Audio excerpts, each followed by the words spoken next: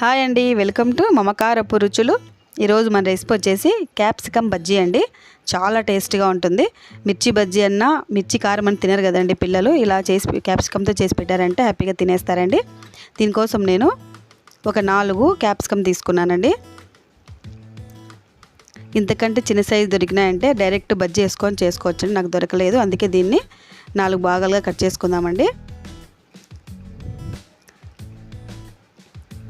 ఈ విధంగా కట్ చేసుకొని ఇందులో సీడ్స్ అన్ని తీసి పక్కన పెట్టుకుందామండి. ఇలాగే మొత్తం ఇలా కట్ చేసి పెట్టుకోవాలి. బజ్జీల బ్యాటర్ కోసం 1 కప్పు శనగపిండి తీసుకున్నానండి. 1/4 కప్పు బియ్యం పిండి అండి. ఇది వేస్తే చాలా క్రిస్పీగా ఉంటుంది. 2½ బియ్యం పిండి తీసుకున్నానండి. స్పూన్తో చాలా బాగుంటుందండి. బియ్యం పిండి వేయడం వల్ల క్రిస్పీగా ఉంటాయి బజ్జీలు. తర్వాత 1 టీ స్పూన్ అంత కారం, 1/4 టీ స్పూన్ పసుపు, రుచికి సరిపడా సాల్ట్, వామ్ అండి. వామ్ పొడి కానీ వాము కానీ వేసుకోవచ్చండి. 1/2 టీ స్పూన్ వేసుకున్నాను. డైజెషన్కి మంచిది కదండి వాము. తర్వాత 1 చిటికెడు వంట సోడా. ఇప్పుడు ఈ పౌడర్లను ఒకసారి అంతా బాగా కలుపుకుందామండి.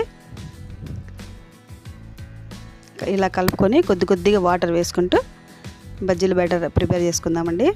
ఒకేసారి వేయకూడదు, కొద్దిగా వాటర్ వేసుకుంటూ కలుపుకుందాము.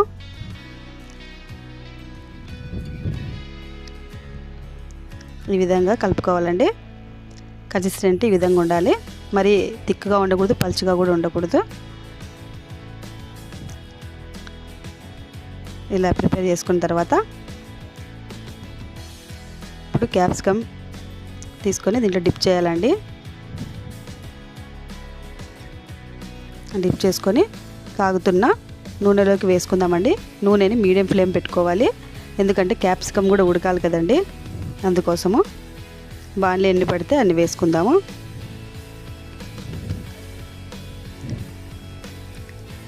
ఇలాగ ఒక్కొక్కటిగా వేసుకుందామండి.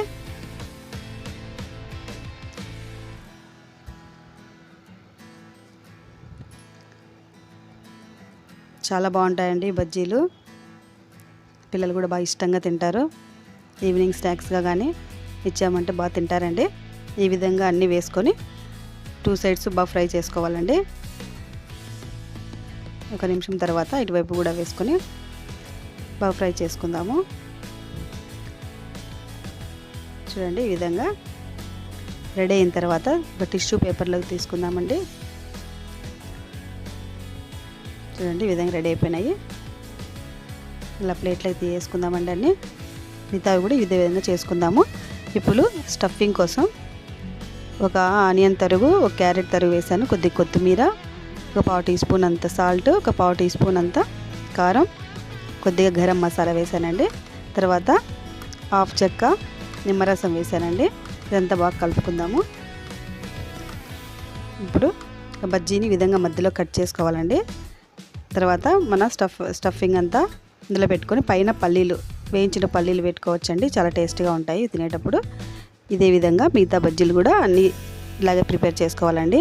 వీడియో నచ్చింది అనుకుంటున్నాను. నచ్చితే లైక్ చేసి, షేర్ చేసి, కామెంట్ చేయండి. ప్లీజ్ సబ్స్క్రైబ్ చేసుకోండి. Thanks for watching.